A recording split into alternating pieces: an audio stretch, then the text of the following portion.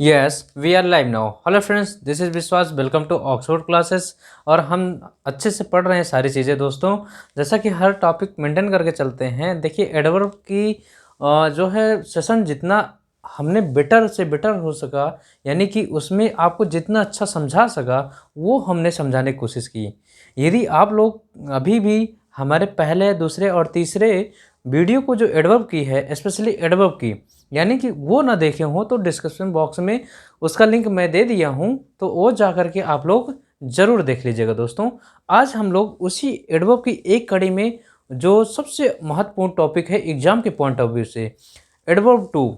ये आपको remove to के नाम से भी जानता है। एडवर्ब टू का यूज कैसे होता है, इसका कॉन्सेप्ट बहुत ही सरल और बहुत ही अच्छे तरीके से आज बताने वाला हूँ, है ना दोस्तों। तो देखिए क्या है एडवर्ब टू। ये टू क्या होता है? More than enough.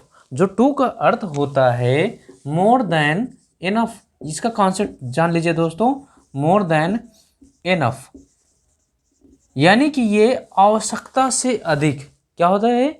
आवश्यकता से अधिक, यानी कि आपको जितना होना चाहिए उससे अधिक। यानी कि अब कोई चीज़ ऐसी हो जो बहुत ही ज़्यादा हो, बहुत ही ज़्यादा अत्यधिक हो गई हो, उसको हमेशा निगेटिव वे में लेते हैं। कैसा? नकारात्मक लेते हैं। तो इसलिए इसका अर्थ नकारात्मक होता है। एक बात ध्यान दीजिएगा दोस्तों, इसका अर्थ निगेटिव वे में होता है। ये समझ लीजिएगा कि जैसे कि you are too good, you are too good. और देखिए एक बात इसकी और है कि ये जो है जिसकी विशेषता बताता है, टू जिसकी विशेषता बताता है जस्ट उसके पहले आता है। ये जिसकी विशेषता बताता है जस्ट उसके पहले आता है। जैसे कि हम लोग कहते हैं ना, यू आर टू गुड, है ना। तो ये गुड क्या है? एडजेक्टिव है कि नहीं?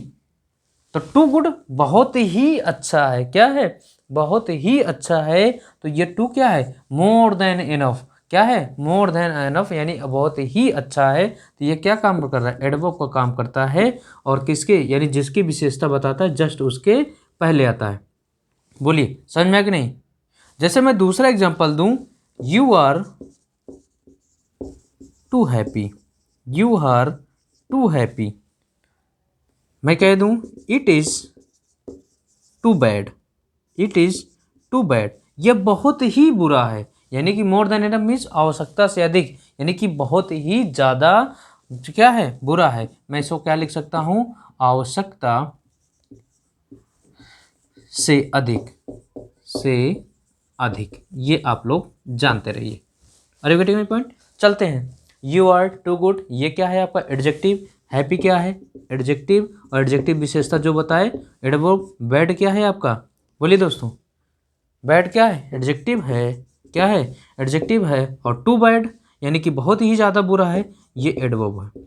क्या है? एडवर्ब है। तो ये टू का कॉन्सेप्ट यही है कि ये जिसकी विशेषता बताता है जस्ट उसके पहले आता है। ठीक है ना। अब इसमें जो एग्जामिनर जो है इससे क्वेश्चन पुटअप करता है वो टू प्लस इन्फिनेटिव का कॉन्सेप्ट देता है। आइए बताते हैं, इसको समझते हैं। यदि आप चाहे नोट करके लिख दीजिए या इसको देखते रहिए, 2 3 4 बार वीडियो को रिपीट करके देखेंगे तो आपको समझ में आ जाएगा। देखिए इस एडवर्ब जो मैंने टू लिखा है इसका कॉन्सेप्ट समझ में आया। अब बात को समझिए, समझिए दोस्तों। मैंने कह दिया यदि आपका क्या है? टू हो। ये तो टू, इसको आपने एडवर्ब समझ लिया। क्या समझ लिया? एडवर्ब समझ लिया। इसके बाद आपका क्या आता है? एडजेक्टिव आता है। क्या आता है? एडजेक्टिव है। उसके बाद क्या आ जाए? इन्फिनेटिव। इन्फिनेटिव। बात को समझिएगा। जैसे मैंने लिख लिया टू, यहाँ पर एडजेक्टिव और यहाँ पर इन्फिनेटिव, मतलब टू प्लस बी वन। यानी कि इसी को हम लोग कहते हैं टू प्लस टू का केस। यानी कि टू का और टू प्लस टू का केस, यानी कि ये टी डबल ओ टू और टू, यानी कि ये इसका केस। ठीक है दोस्तों। तो इसका केस हमेशा बहुत ही एग्जामिनर की दृष्टि से, जो एग्जामिनर यहाँ से क्वेश्चन पूछता है बहुत ही अच्छे क्वेश्चन पूछता है। अब हमने इसका केस तो समझा दिया। क्या होता है? ये आपको हमेशा निगेटिव वे में ले जाएगा। किस में ले जाएगा? निगेटिव वे में। जब इसको रिमूवल टू करते हैं, यानी कि इस टू को जब हटाते हैं, इस टू को यानी कि इसको हटाते हैं तो कैसे टूटता है आपको समझिए। सो किस में टूटेगा ये आप समझिए। सो एडजेक्टिव दैट, उसके बाद कोई ना कोई सब्जेक्ट चाहिए, उसके बाद आपका कैन नॉट, उसके बाद आपका वर्ब फर्स्ट फॉर्म ऑब्जेक्ट जो भी है ये इसमें टूटता है, ये और यानी कि ये इसको मैंने तोड़ा है किसमें, so plus adjective plus that plus subject plus can not B1। अब ये क्या है ये बात को समझिए, मैं एक एग्जांपल लेता हूँ अब आपको समझ में आएगा। यू आर टू रिच, इसको कॉन्सेप्ट समझते चलिए। देखिए मैंने टू यूज किया, टू के बाद मैंने क्या यूज किया, एडजेक्टिव। अब यहाँ पर आपको infinitive, to buy this car, concept समझिएगा। हमने कहा two plus adjective plus infinitive, two plus adjective plus infinitive आया कि नहीं, यहाँ पर आया दोस्तों। अब इसका कॉन्सेप्ट एक बात ये बताइए, यू आर टू रिच, आप बहुत ही धनी हैं, टू बाई दिस कार, इस कार को आप खरीद सकते हैं। बताइए जरा समझिए दोस्तों यहाँ पर concept, you are too rich to buy this car. इसको इस वे में तोड़ के देखिए। जब भी हमेशा यदि आपको इस टू का केस आए, कभी भी आए, अगर इस तरीके से है तो आप उसको इस तरीके से तोड़ करके देख सकते हैं। कैसे, जैसे मैं इसको इस तरीके वे में तोड़ता हूँ, आइए बात समझिए। मैंने कहा यू आर, इस टू को किस में चेंज कर दिया, सो में, adjective, you are so rich. अब यहाँ पर कंजंक्शन क्या लगा दिया मैंने, दैट आ गया।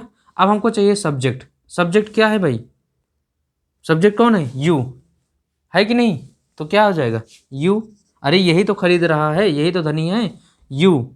अब क्या है, सब्जेक्ट यू आ गया, उसके बाद क्या चाहिए, can not buy this car. अब ये इसका क्या हो गया अर्थ, बात को समझिएगा दोस्तों, यही तो इसका खेला है, एग्जामिनर यही आपको देता है कि यू आर टू रिच, वह बहुत ही धनी है, टू बाई दिस कार, वो कार को खरीद सकता है कि नहीं सकता है। तो मैंने कहा कि ये टू आपको क्या है, जब मोर देन इनफ कॉन्सेप्ट होता है, आवश्यकता से बहुत अधिक अर्थ होता है, तो उसका अर्थ क्या होता है, निगेटिव वे में, यानी कि वो इतना धनी है कि वो खरीद सकता है कि नहीं। तो यहाँ जरा कॉन्सेप्ट समझिए, you are so rich that you can not buy this car. तो ये आप इसको तोड़ के देख लीजिए भाई, अगर वो बहुत रिच होगा तो कार तो खरीद ही लेगा, स्वाभाविक सी बात है, खरीद लेगा कि नहीं खरीद लेगा। जब खरीद लेगा तो जब इसको हम तोड़ करके देख रहे हैं, क्या इसका अर्थ आ रहा है, इसी का अर्थ है ये, यू आर सो रिच, आप बहुत ही धनी हैं कि आप कारें नहीं खरीद सकते। ये तो जस्ट आपका कंट्राडिक्शन हो गया, विरोधाभास उत्पन्न हो गया कि आप बहुत ही ईमानदार हैं लेकिन आप जो है एक पैसा खर्चा नहीं करते।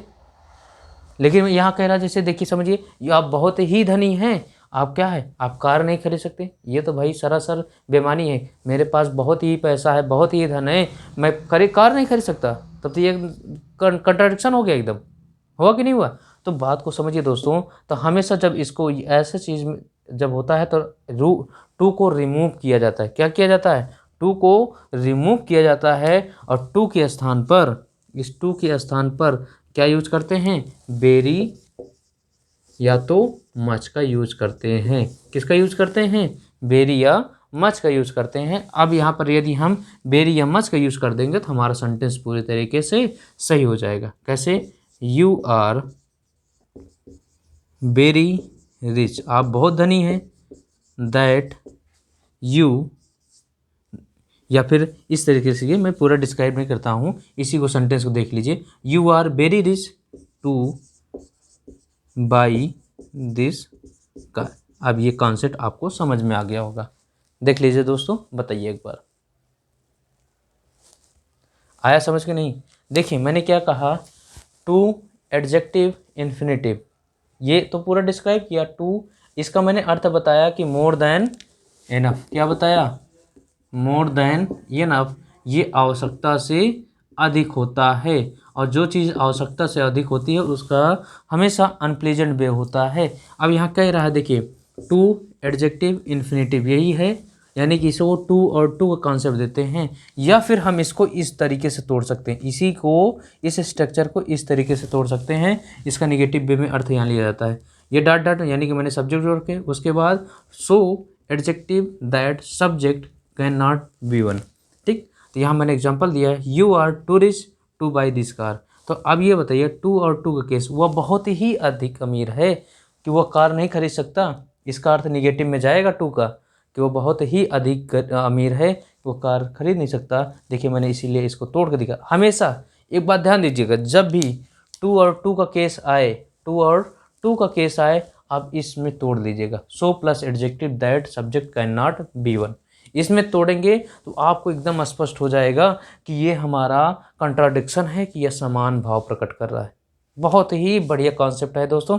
जब भी आपको टू और टू का केस दिखे तो आप इसमें so plus adjective plus that plus subject next class can not be one में आप तोड़ करके उसको रख लीजिए, बस आपका टू का केस हमेशा से सॉल्व हो जाएगा। कि कहाँ हम वेरी का यूज़ करें, कहाँ आपको मच का यूज़ करना है, ये भी आपको वहाँ से स्पष्ट क्लियर हो जाएगा। जैसे हम एक एग्जांपल और लेते हैं दोस्तों, समझिएगा। देखिए ये बहुत ही अच्छा कॉन्सेप्ट है, ये आप लोग नोट करके रख लीजिए कॉपी में, हमेशा अप्लाई करेंगे और हमेशा काम आने वाला है। ये पूरे रिमूवल टू जिसको हम कहते हैं, जहाँ टू रिमूव करना है वो यही टॉपिक है रिमूवल टू का, यानी कैसे टू को हटाया जाता है। जैसे मैं लिखिए, ही इज़, देखिए सी इज़ सो इंटेलिजेंट या too intelligent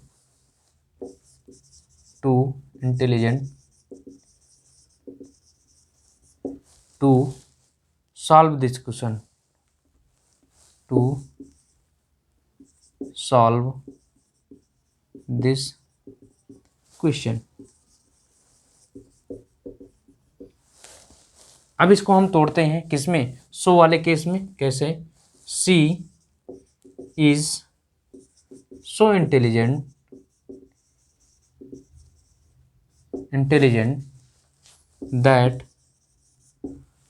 that she can not solve this question. अर्थ समझिएगा दोस्तों। देखिए तोड़िया कि नहीं आपका। अब यहाँ से आपको देखिए, यहाँ से स्पष्ट दिख रहा है कि कंट्राडिक्शन है। क्या है, कंट्राडिक्शन है, क्योंकि सो इंटेलिजेंट बहुत ही इंटेलिजेंट है कि वह जो है इस क्वेश्चन को सॉल्व नहीं कर सकती। हुआ कि नहीं कंट्राडिक्शन। देखिए जब भी आपको मिले टू और टू का केस मिले, यहाँ से तो आपको स्पष्ट नहीं होगा कि ये हमारा अर्थ निगेटिव है कि पॉजिटिव है, हम वेरी और मच का प्रयोग कहाँ करें। लेकिन जैसे ही आप इसको इस सो और एडजेक्टिव और दैट के केस में आप सॉल्व करते हैं, तुरंत आपका स्पष्ट हो जाएगा कि हमारा कंट्राडिक्शन है कि समानता का भाव प्रकट हो रहा है। देखिए दोस्तों इसको बनाइए। अब इसमें हम क्या यूज करें, बोलिए दोस्तों। इस टू को क्या करते हैं, रिमूव करते हैं। इसीलिए मैंने कहा ना कि रिमूव टू के नाम से जाना जाता है। जब टू को रिमूव करते हैं तो यदि ये टू को आपको स्पष्ट नहीं हो रहा है कि क्या हो रहा है क्या नहीं हो रहा, आप इसमें तोड़ लीजिए। जब तोड़ देंगे तो आपको टू को रिमूव करना आसान हो जाएगा। क्या हो जाएगा, she is very intelligent to solve this question.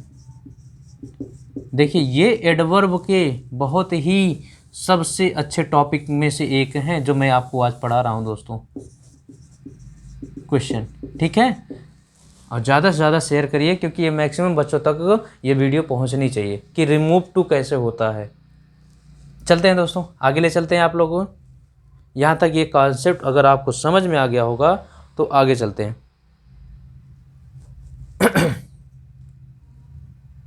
ठीक है, एक एग्जाम्पल कहिए और दे देते हैं। देखिए चलिए लिख देते हैं, the question is too easy to solve this. अब यहाँ से आपको कुछ नहीं लग रहा है, क्या है, कुछ नहीं लग रहा है कि ये क्या है क्या नहीं है। ज़रा इसको तोड़िए, आप इसमें तोड़िए। देखिए दोस्तों, द क्वेश्चन, हमेशा ये कॉन्सेप्ट हमेशा काम करेगा। Is so easy that that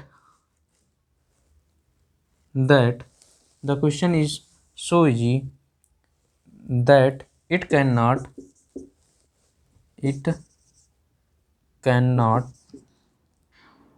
solved be solved, it cannot be solved this। ये अब आपको कुछ स्पष्ट हुआ होगा कि the question is so easy that it can not B solved. हुआ ना कंट्राडिक्शन, कि क्वेश्चन इतना सरल है, इतना इजी है कि मैं उसको क्या नहीं कर सकता, सॉल्व नहीं कर सकता। तो ये कंट्राडिक्शन का भाव प्रकट हुआ।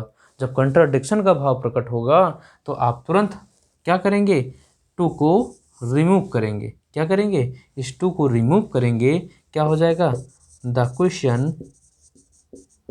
Question is very easy to solve this question, solve this. ठीक है ना।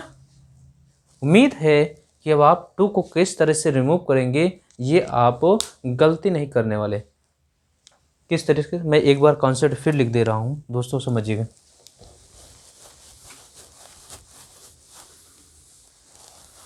एक बार कॉन्सेप्ट मैं लिख दे रहा हूँ, आप लोग लिख लीजिएगा। यदि आपका जब भी कभी टू एडजेक्टिव इन्फिनेटिव का केस आए, क्या है, two plus adjective plus infinitive का केस आए, तो हमेशा आप क्या करिएगा कि इस टू को किस में तोड़ेंगे, so plus adjective plus that subject plus can't be one, can not be one, इसमें आप तोड़ेंगे। तो आपको रिमूवल टू का पूरा ये निचोड़ है, तो टू को रिमूव करना है कि नहीं करना, ये यहाँ से आपको स्पष्ट हो जाएगा। उम्मीद है कि अब आपको समझ में आ गया हो गया। इतना एग्जाम्पल मैंने दिया। चलिए एक और एग्जाम्पल देखिए। Babita is too beautiful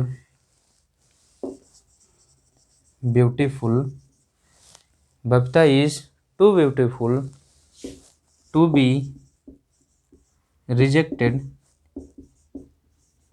by a man, to be rejected by a man. क्या ये समझ में आया कुछ? बबीता इज टू ब्यूटीफुल, अब यहाँ टू लग गया, क्या लग गया, टू लग गया, यानी कि वो उतनी सुंदर है। क्या है, वो उतनी सुंदर है, यानी बहुत ज़्यादा ही सुंदर है। टू बी रिजेक्टेड, जो रिजेक्ट की गई, यानी रिजेक्ट हो गई, किसके द्वारा, एक आदमी के द्वारा। यानी कि हो सकता है उसकी शादी वगैरह की चर्चा हो या देखने आए हो। तो जब ये बताइए दोस्तों कि जब ये ब्यूटीफुल है तो वो किसके द्वारा रिजेक्ट की गई, क्यों रिजेक्ट की गई? कंट्रास्ट है कि नहीं है, बोलिए, कंट्रास्ट है कि नहीं यहाँ पर? अब इसको जरा हम तोड़ते हैं इसके केस में। देखिए ये बहुत ही मूल मंत्र है आपका, हमेशा ध्यान दीजिएगा, कहीं आपको मिलने वाला नहीं है ये। Babita is so beautiful that she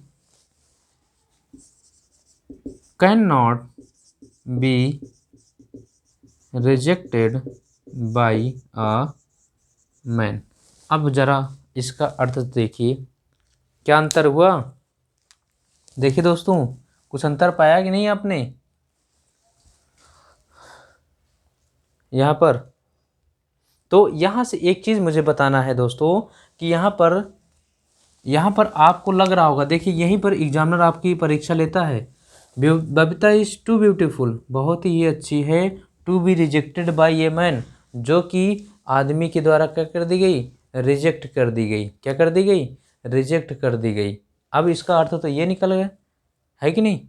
अब ज़रा ये बताइए, ये टू टू आपको मैंने क्या कहा कि बहुत ही अधिक सुंदर है। अब ये जो टू आपका निगेटिव वे है और रिजेक्टेड आपका निगेटिव वे है, क्या है, निगेटिव निगेटिव अक्सर पॉजिटिव हो जाते हैं। क्या हो जाते हैं, पॉजिटिव हो जाते हैं। अब ज़रा देखिए यहाँ, अगर यहाँ आपको संतुष्टि ना मिले तो इसके केस में तोड़िए। Babita is so beautiful that she can not be rejected by a man, कि वह बहुत ही ब्यूटीफुल है और उसको उस आदमी के द्वारा रिजेक्ट नहीं किया जा सकता। Are you getting my point. यहाँ आपको अंतर अब समझ में आ गया होगा। इसका केस, इसका बहुत ही अहम रोल है इस रिमूवल टू में, कि टू को हम किस तरीके से रिमूव करते हैं और कहाँ नहीं करते हैं। ठीक है दोस्तों, तो ये अपना मूल मंत्र है, इसको हथियार समझ के रख लीजिए। देखिए एक एग्जाम्पल और देते हैं। The old farmer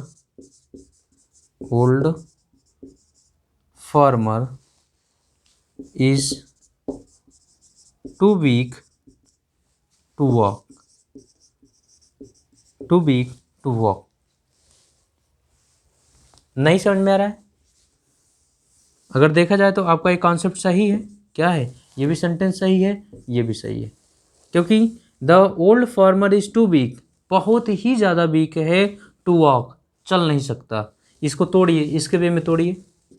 the old farmer is so weak that he can not walk, तो अर्थ अब आपको समझ में आ गया होगा उम्मीद। The old farmer is so week, बहुत ही कमज़ोर है, दैट की ही कैन नॉट वॉक, यानी कि वह चल भी नहीं सकता। ठीक है ना दोस्तों। अब हमको उम्मीद है आपको कि रिमूवल टू में कभी कोई समस्या नहीं होने वाली है। ये आपको कॉन्सेप्ट जो मैंने ये दिया, ये दोनों आप हमेशा ध्यान रखिएगा। जब भी आपको टू और टू का केस आए, इन्फिनेटिव यानी कि 2+b1, इसका केस आए तो हमेशा इसको इसमें तोड़िएगा, सो और दैट, उसके बाद सब्जेक्ट कैन नॉट में तोड़ करके उसको डिस्क्राइब कर लीजिए। तोड़ेंगे जस्ट आपको स्पष्ट हो जाएगा कि कहाँ कंट्राडिक्शन है और कहाँ आपका समान है, यानी कि उसकी उसी के जैसा अनुरूप है। इस वाले सेंटेंस को देखिए, यहाँ पर मैंने क्या किया था, ये टू और टू दिया था, और जब मैंने रिमूवल टू यानी कि यहाँ पर देखा, इसको तोड़ करके देखा तो अर्थ वही निकल रहा है, तो हमारा सेंटेंस क्या था, सही था, क्योंकि वही अर्थ दे रहा है। मैंने यहाँ निकाल कर तोड़ के देख लिया। Are you getting my point. उम्मीद है कि आपको समझ में आएगा। अब हम ले चलते हैं आप लोगों को दूसरे कॉन्सेप्ट में। देखिए दोस्तों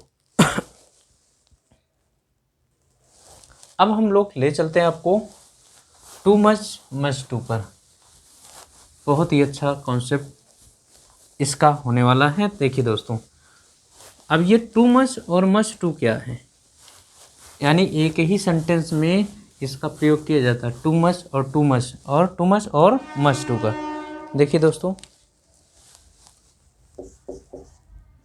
टू मच और मच टू दोनों का बहुत ही अच्छा अपना अपना कॉन्सेप्ट है।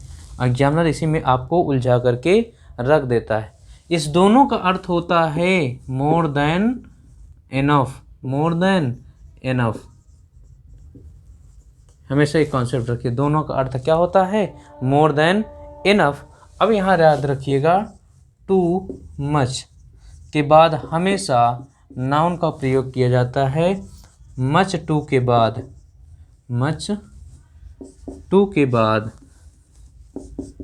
इसका प्रयोग किया जाता है, एडजेक्टिव का प्रयोग किया जाता है। ये याद रखिएगा दोस्तों, टू मच के बाद नाउन का प्रयोग किया जाता है और मच टू के बाद एडजेक्टिव का प्रयोग किया जाता है। क्यों? क्योंकि ये नाउन है और नाउन को कोई ना कोई क्वालिफाई करने का काम कौन करता है, एडजेक्टिव। क्या काम करता है, एडजेक्टिव। और एडजेक्टिव को कौन क्वालिफाई करता है, एडवर्ब। कौन क्वालिफाई करता है, एडवर्ब। टू क्या है आपका, एडवर्ब। है बात समझ में? चलते हैं। ये क्या है? एडजेक्टिव। क्या है दोस्तों? एडजेक्टिव। और टू क्या है आपका? एडवर्ब है कि नहीं है? एडवर्ब है, एडवर्ब। और एडवर्ब को कौन क्वालिफाई करता है? एडवर्ब ही करता है। मैंने पिछले वीडियो में, यानी कि जो आज तक अभी आप लोगों ने हमारे पहले, दूसरे और तीसरे वीडियो को ना देखे होंगे, वो जरूर जा करके देखिए। हमने कि वहाँ पर बताया था कि एडवर्ब किस तरीके से एडजेक्टिव को क्वालिफाई करता है, एडवर्ब किस तरीके से एडवर्ब को क्वालिफाई करता है, कंजंक्शन क्वालिफाई करता है, प्रीपोजिशन को क्वालिफाई करता है। ठीक है दोस्तों, तो वहाँ जा करके देखिए। ये बताया। अरे भाई समझिए, यदि नाउन है तो नाउन को क्वालिफाई करने काम कौन करता है? एडजेक्टिव। और एडजेक्टिव को कौन क्वालिफाई करेगा? एडवर्ब। ठीक है। यदि आपका हमने एडजेक्टिव दे दिया, एडजेक्टिव को कौन क्वालिफाई करेगा? एडवर्ब। और एडवर्ब कौन क्वालिफाई करेगा? एडवर्ब करेगा, है कि नहीं? तो ये इस जगह भी जैसे कि यही केस है, मैं यहाँ नाउन को हटा देता हूँ, एडजेक्टिव एडजेक्टिव, एडवर्ब एडवर्ब को एडवर्ब। यही है आपका। बन गया कि नहीं बन गया? तो ये आपका केस, हमेशा इसको जानते रहिए। यही मैंने आपको लिखा टू मच और मच टू के कॉन्सेप्ट में। ये एग्जामिनर क्या करता है? टू मच के साथ आपको एडजेक्टिव लगा देगा और मच टू के साथ नाउन लगा करके प्रयोग देगा। तो हमेशा ध्यान दीजिएगा, टू को हमने ऑलरेडी बता रखा है ये किसका काम करता है? एडवर्ब का काम करता है। किसका? एडवर्ब का काम करता है। और एडवर्ब एडजेक्टिव की भी विशेषता बताता है। यदि आपको नाउन मिले तो नाउन के पहले यदि हम टू लगाएंगे तो वो एडवर्ब हो जाएगा, जबकि नाउन की भी क्वालिफाई करने काम कौन करता है? एडजेक्टिव करता है। कौन करता है? एडजेक्टिव करता है। और एडजेक्टिव के बाद कौन आएगा? हमारा टू आएगा, जो कि एडवर्ब होगा। ठीक है ना दोस्तों? यदि आपका एडजेक्टिव आया हुआ होगा तो एडजेक्टिव विशेषता तो एडवर्ब बताता ही बताता है। कौन बताएगा? एडवर्ब। और एडवर्ब खुद की विशेषता बताता है, तो मच आपका टू के पहले। उम्मीद है ये आपको बहुत अच्छे समझ में आया होगा दोस्तों। चले आइए देखते हैं एक दो एग्जाम्पल इस पर। देखिए दोस्तों, एक दो एग्जाम्पल कराते हैं इस पे।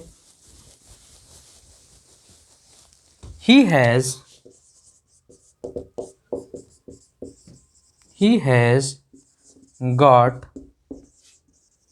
much to pain. इसको ज़रा आप एक बार अपने से लगाइए, कॉपी पेन अगर अपने पास। देखिए, जब भी कहीं भी पढ़िए, आप कहीं भी पढ़िए, यदि किसी कॉन्सेप्ट को आप देख रहे हैं तो ज़रूर पेन पेपर अपने साथ रखिए और उस कॉन्सेप्ट को लिखते चलिए। देखिए, जितना आप देख करके समझेंगे उससे ज़्यादा कहीं आप लिख करके समझ सकते हैं। ये आप कंटेक्स्ट करके रख लीजिए दोस्तों, उसको आप लिख करके हमेशा, क्योंकि आपकी जो लैंग्वेज है ये लैंग्वेज हमेशा LSRW के केस में चलती है। पहले सुनिए, क्या है?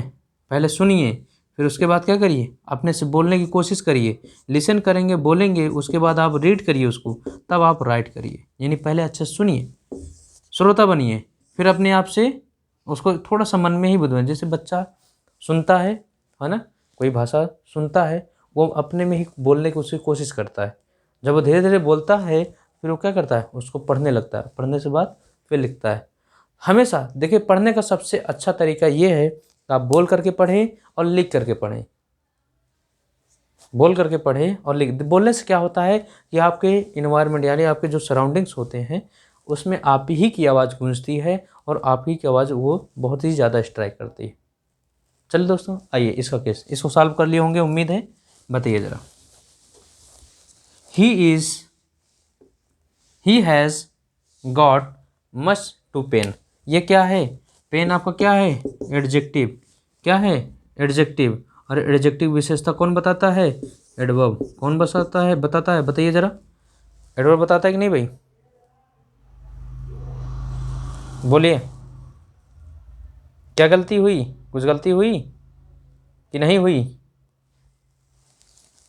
ये क्या है? पेन आपका एडजेक्टिव। और एडजेक्टिव के बाद हमको क्या चाहिए? एडवर्ब चाहिए। चाहिए कि नहीं चाहिए? जो कि क्या है यहाँ पर? टू क्या है आपका? एडवर्ब है। एडवर्ब है। और ये क्या है आपका? ये भी आपका क्या है? एडवर्ब है। उम्मीद है थोड़ा सा आपको समझिए ज़रा इसको, क्या गलती है।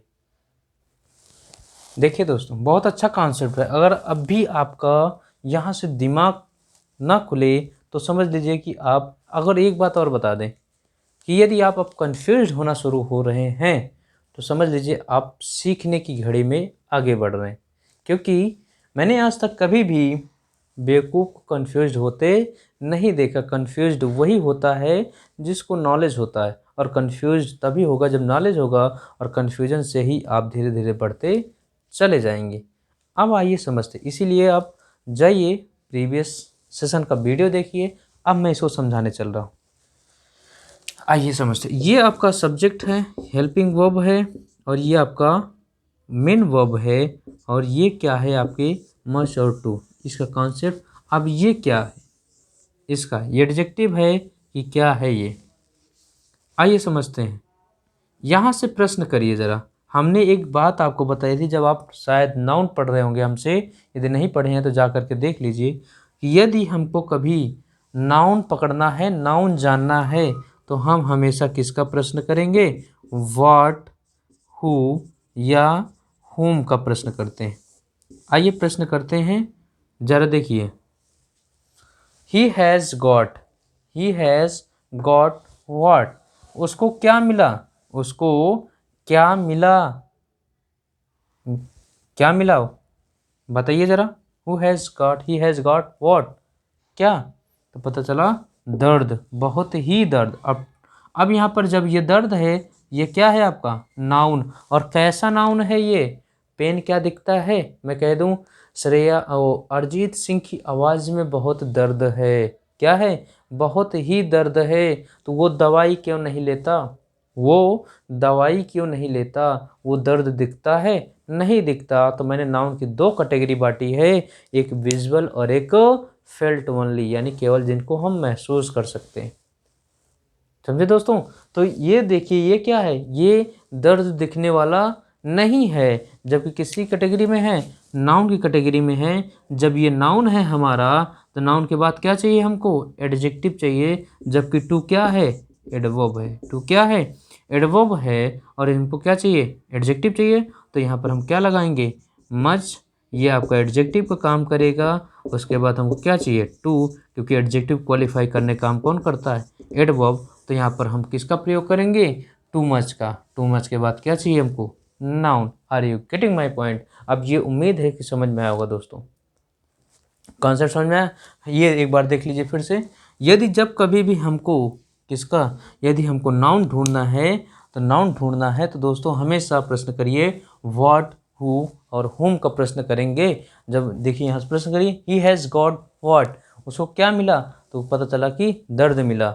और हमने बताया था कि आपके विजुअल कैटेगरी के नाउन होते हैं और नॉन विजुअल, जिनको हम फेल्ट कर सकते हैं। भाई जब आपको प्यार हो रहा है, लाइक, लव, हेट, वांट, ये सब क्या है, आपके फीलिंग्स हैं जो कि दिखते नहीं है। यही है आपके जो नाउन की कैटेगरी 5 प्रकार से बांटी जाती है, प्रॉपर, कॉमन, मटेरियल, अब्स्ट्रैक्ट, है ना, प्रॉपर, कॉमन, कलेक्टिव, मटेरियल और अब्स्ट्रैक्ट। अब्स्ट्रैक्ट नाउन में ये कंडीशन होती है कि nor can see, nor can touch, only felt, केवल महसूस कर सकते हैं। तो ये क्या है आपका, ओनली फेल्ट की कैटेगरी है, जिसको हम फील कर सकते हैं। उम्मीद है आपको समझ में आएगा दोस्तों। चलिए आगे आगे ले चलते हैं। तो इसका केस आप नोट करके रख लीजिए कि टू मच और मच टू का।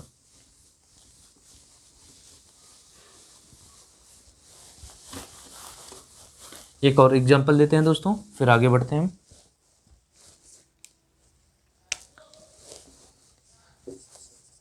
यू देखिए दोस्तों, एक बार अच्छे समझ, अब की बार अच्छे समझ लीजिएगा। बहुत बेहतरीन एग्जांपल देने चल रहा हूँ। देखिए, यू आर ए टू है, too much good student, too much student of your class. You are too much good student of your class. चलिए देखिए दोस्तों, यहाँ टू मच का केस आया है, सॉल्व करते हैं इसको। ज़रा बताइए ये क्या है आपका, गुड। टू मच के बाद क्या आया है आपका, एडजेक्टिव आया कि नहीं आया, एडजेक्टिव। इसके बाद क्या आया है आपका, ये भी क्या है, एडजेक्टिव। ये क्या है आपका, एडवर्ब। क्या ये सेंटेंस आपका सही है? बोलिए, देखो बोलिए भाई, तभी तो हम बताएंगे।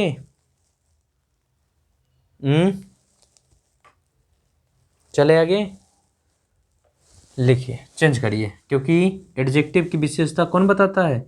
एडवर्ब बताता है। You are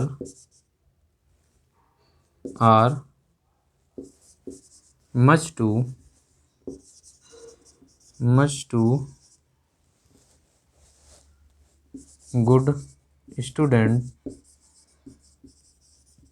of your class. ठीक है, जरा एक बात यहाँ और समझ लीजिए आप लोग, क्या कि यहाँ पर देखिए, ये क्या है आपका?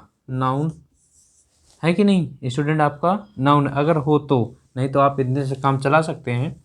ये नाउन है, नाउन की विशेषता कौन बताया? एडजेक्टिव। ये सही हुआ, लेकिन फिर जरा नज़र डालिए, ये मच क्या है आपका? मच क्या है? एडजेक्टिव है। क्या है? एडजेक्टिव। तो हमको एडजेक्टिव विशेषता एडजेक्टिव नहीं चाहिए, एडवर्ब चाहिए। क्या चाहिए? एडवर्ब चाहिए। क्या चाहिए? एडवर्ब चाहिए। तो यहाँ पर ये क्या है? गुड आपका एडजेक्टिव है, इसके बाद क्या चाहिए? एडवर्ब। इसके बाद क्या चाहिए? एडवर्ब। समझ में आ गया होगा आपको? ठीक है, तो हमको यहाँ से कोई मतलब नहीं है, आप इतना समझिए बस। टू मच के बाद यदि एडजेक्टिव आया तो आपको क्या करना है? मच टू का यूज करना है, क्योंकि ये कॉन्सेप्ट फिर ये लिख दे रहे हैं, एक बार अगेन समझ लीजिएगा दोस्तों आप लोग, कि टू मच के बाद और मच टू के बाद क्या क्या आता है? देखिए, ये क्या है? ये क्या है? टू को हम जानते क्या है? ये एडवर्ब। क्या है? एडवर्ब है। तो एडवर्ब की विशेषता कौन बताएगा? एडवर्ब बताएगा। जब एडवर्ब है तो एडवर्ब किसी न किसी की विशेषता बताया होगा, तो ये किसकी विशेषता बताएगा? एडजेक्टिव की। तो एडजेक्टिव की विशेषता कौन बताता है? एडवर्ब। एडवर्ब की विशेषता एडवर्ब। लेकिन ज़रा ध्यान दीजिए, यहाँ पर ये क्या है आपका? एडवर्ब। एडवर्ब है कि नहीं? एडवर्ब। तो एडवर्ब ये क्या है आपका? ये क्या है आपका? एडजेक्टिव भी हो सकता है और एडवर्ब। अभी तो जब यहाँ नहीं पता है तो दोनों हो सकता है, क्योंकि एडवर्ब एडवर्ब की विशेषता बता सकता है। लेकिन ज़रा समझ दीजिए, यहाँ पर मैं क्या दे दूँ आपको? नाउन। क्या दे दूँ? नाउन। तो ये नाउन दे दिया, तो नाउन आएगा तो ये क्या हो जाएगा? एडजेक्टिव। और एडजेक्टिव विशेषता कौन बताएगा? एडवर्ब बताएगा। उम्मीद है आप लोगों को समझ में आया होगा। चलिए दोस्तों, तो यहाँ तक बात समझ में आ गई। तो ये आज का सेशन था, कैसा लगा आप कमेंट बॉक्स में ज़रूर बताइए। इसमें एक दो टॉपिक और रह गए हैं एडवर्ब में, जो कि हम लोग नेक्स्ट वीडियो में पढ़ लेंगे। तो सेशन कैसा रहा कमेंट बॉक्स में ज़रूर बताइए, और मिलते हैं आपको नेक्स्ट वीडियो में। तब तक के लिए thanks for watching. Thank you.